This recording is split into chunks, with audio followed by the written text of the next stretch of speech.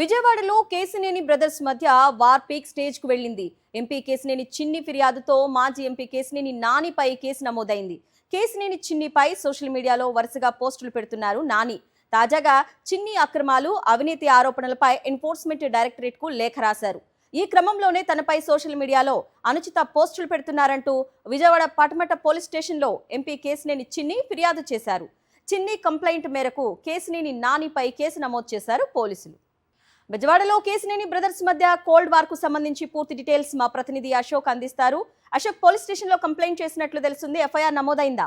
ప్రస్తుతం ఏదైతే TDP MP Kesineni చిన్ని ఇచ్చిన ఫిర్యాదు మేరకు మాజీ ఎంపీ కేసినేని నానిపై పటమట పోలీస్ స్టేషన్లో కేసు అయితే కూడా నమోదైన పరిస్థితి కనబడుతుంది. ప్రస్తుతం పలు సెక్షన్ల కింద కేసులు నమోదు చేశారు. ప్రధానంగా గడిచిన కొద్ది కాలంగా కేసినేని చిన్నిపై అటు మాజీ ఎంపీ కేసినేని నాని వరుస పోస్టులు పెడుతున్నారు. సోషల్ మీడియాలో ఎంపీ అక్రమాలు, అవినీతిని పూర్తిగా ప్రశ్నిస్తున్న పరిస్థితి కనిపిస్తుంది.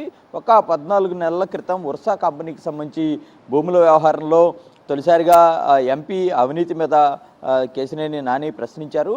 మరొక మారు గడిచిన 10 రోజులుగా చూస్తే కనుక ఎంపీ మట్టి అలాగే గ్రావెల్కి సంబంధించిన అక్రమాలు కావచ్చు, లేదంటే టీడీపీ పార్టీలో నేతలకు పోస్టులు ఇప్పించే క్రమంలో వారి దగ్గర నుంచి డబ్బులు తీసుకున్న క్రమం కావచ్చు, లేదంటే కేసినేని చిన్నికి సంబంధించిన రియల్ ఎస్టేట్ కంపెనీల నుంచి ద్వారా జరిగిన మోసాలు ఏవైతున్నాయో వీటిలన్నింటినీ కూడా తరచుగా ఆయన ప్రశ్నిస్తున్నారు. అయితే ఈ క్రమంలోనే కేసినేని నానికి సంబంధించిన ఎవరైతే ఆయన గతంలో రాజకీయంగా పనిచేశారో వారిని కూడా ఎంపీ టార్గెట్ చేశారు. అతని అవసరం లేకపోయినప్పటికీ కూడా, ఎలాంటి ఫిర్యాదు లేకపోయినప్పటికీ కూడా తాతినేని రాంబాబు అనే వ్యక్తిని పోలీసులను పంపించి వేధిస్తున్న పరిస్థితి. ఈ విషయాన్ని కూడా కేసినేని నాని కొద్ది రోజుల క్రితమే తన సోషల్ మీడియా వేదికగా ప్రశ్నించారు.